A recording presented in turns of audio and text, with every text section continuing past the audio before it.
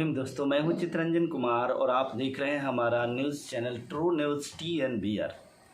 दोस्तों, जैसा कि आपको पता होगा, विगत कुछ दिनों से एक न्यूज़ चल रहा है, एक सूचना आ रही है कि गया ज़िले के अंतर्गत गया ज़िला के ही रहने वाले एक लड़का जिसका नाम अमन नाग सेन है, जो चाइना में रह करके अध्ययन कर रहा था और उस अध्ययन के दौरान उसकी हत्या कर दी जाती है।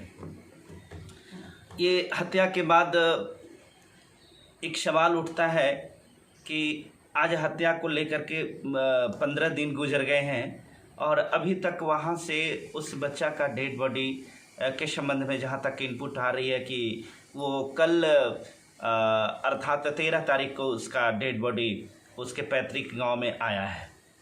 मित्रों, यह एक बहुत बड़ा सवाल बनता है केंद्र सरकार के ऊपर और राज्य सरकार के ऊपर भी।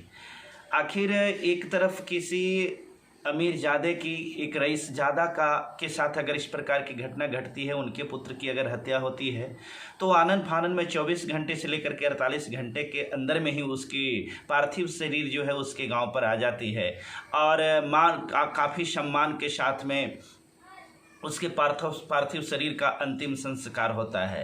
परंतु एक दलित परिवार का, एक ओबीसी परिवार का कोई बच्चा का इस प्रकार की हत्या होती है, तो उसकी पार्थिव शरीर को लाने में आखिर ये 15 से 18 दिन क्यों लग जाती है? ये सवाल तो ज़रूर केंद्र सरकार और राज्य सरकार के ऊपर भी उठेगी। साथ ही साथ वहाँ के जो राजदूत हैं उनके ऊपर भी इस प्रकार के सवाल उठना जायज़ है। आखिर ये सरकार जो है इस प्रकार की जो नीति अपनाई हुई है, इस प्रकार के रवैया अपनाए हुए हैं, जो भेदभावपूर्ण रवैया है, इससे कहीं न कहीं से लोग ज़रूर मर्माहत हैं। आइए मैं अब आपको सीधे लिए चलता हूँ अमन नाग सेन जिसकी हत्या हुई, हम उसके गांव की ओर लेकर के चलते हैं जहां पर उसका पार्थिव शरीर अभी उपस्थित है, अभी आया है।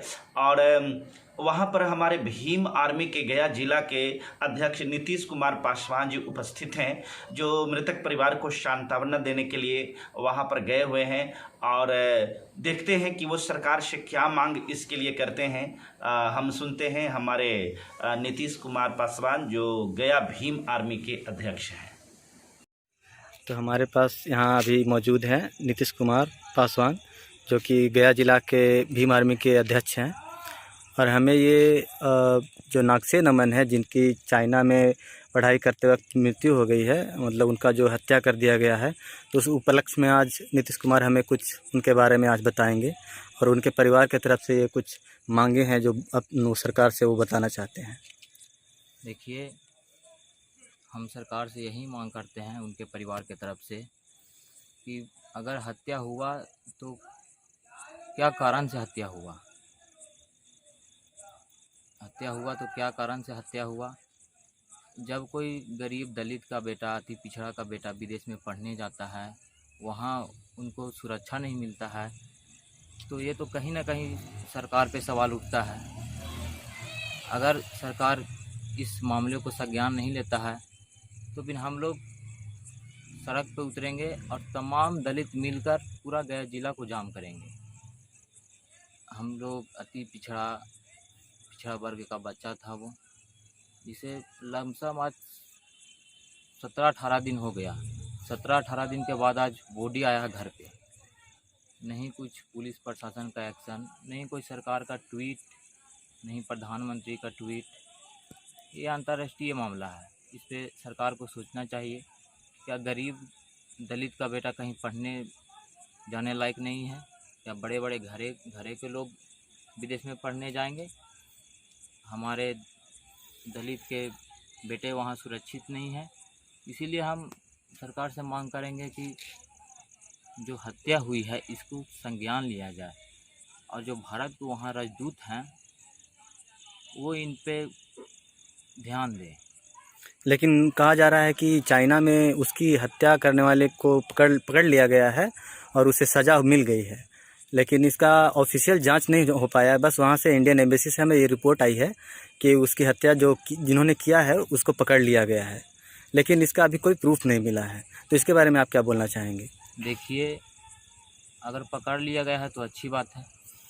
हम भी चाहते हैं कि जो हत्यारे हैं उन्हें पकड़कर और फांसी का सज़ा हो, लेकिन सरकार हमें प्रूफ दे कि उन्हें पकड़ लिया गया है, गिरफ्तार कर लिया गया है। लेकिन सरकार के पास तो कोई प्रूफ ही नहीं है, तो हम कैसे जाने कि पकड़ लिया गया है। जी। सरकार के पास कोई प्रूफ हमें देगी तब ना, नहीं कोई अभी तक कोई आर्थिक सुविधा नहीं मिला है। और हम चाहते हैं कि जो बच्चा पढ़ने गया था वो पढ़ लिख कर देश के लिए ज़रूर कुछ काम करता। वो बच्चा अगर कोई सैनिक शहीद होता है तो उसे राष्ट्रीय सम्मान के साथ अंतिम संस्कार किया जाता है। अगर वो बच्चा पढ़ लिख कर देश के लिए अच्छा काम करता तो हम चाहते हैं कि उस बच्चे को राष्ट्रीय सम्मान के साथ दाह संस्कार किया जाए और उसके परिवार को आर्थिक मदद दिया जाए, ताकि उसके परिवार इस दुख से निकल सके। आप पूछिए जिस परिवार ने बेटा खोया है उससे जाके पूछिए उस पर आज क्या बीत रहा है। हम यही तमाम जो छात्र हमारे विदेश में पढ़ रहे हैं चीन में, हम उनसे ये अपील करते हैं कि वो अपना सुरक्षा वहाँ स्वयं करे, नहीं तो अन्यथा घर वापस आ जाए। चीन में हमारे छात्र सुरक्षा नहीं है। अगर उनको सुरक्षा मिलता तो आज ये दिन नहीं देखना पड़ता। इतना दिन क्यों लगा बॉडी को आने में? 17 से 18 दिन बॉडी को आने में लगा। ये बस 5 से 6 दिन का मामला था। वहाँ हत्या हुई, राजदूत को पता चला, राजदूत को 5 से 6 दिन में पता चला वो क्या कर रहे थे वहाँ, आखिर वो किस चीज़ का राजदूत है। उनको तो तुरंत इन्फॉर्मेशन मिलना चाहिए, तुरंत एक्शन में आना चाहिए, तुरंत भारत सरकार को जल्द से जल्द कार्रवाई करके और उन्हें बॉडी को जल्द से जल्द लाना चाहिए। लेकिन 17 से 18 दिन बॉडी को लाने में लगा दिया। जहाँ तक इस पर ये सवाल उठता है कि ये सरकार निकम्मी सरकार है। ये हमारे गवर्नमेंट है बिहार सरकार, भारत सरकार, जो जिसका एक बच्चा ना हो वो क्या जाने बच्चा अपना बेटा को हाल। अब वो आए यहाँ और उस माँ से जाकर पूछे जो अपना बेटा खोया है, जिसका ना कोई बेटा हो ना कोई बेटी हो, वो क्या जानेंगे कि बेटा यार बेटी का दर्द क्या होता है। हम सरकार से यही मांग करेंगे ये फैमिली के तरफ से कि जल्द से जल्द उस पर कार्रवाई हो, अन्यथा हम लोग आंदोलन के लिए तैयार हैं। पूरा अगर नहीं पूरा ये डिटेल मिलता है कि उनके साथ वहाँ क्या हुआ था, कैसे डेट किए, क्या मामला था, अगर नहीं होता तो फिर हम लोग सड़क पर उतरने के लिए तैयार हैं। क्योंकि हम ऐसे हैं कि हम लोग अपना हक और अधिकार के लिए मरना और जीना सीखे हैं। हमारे खून में ही जय भीम का नारा है। जय भीम का मतलब होता है क्रांति। जय भीम का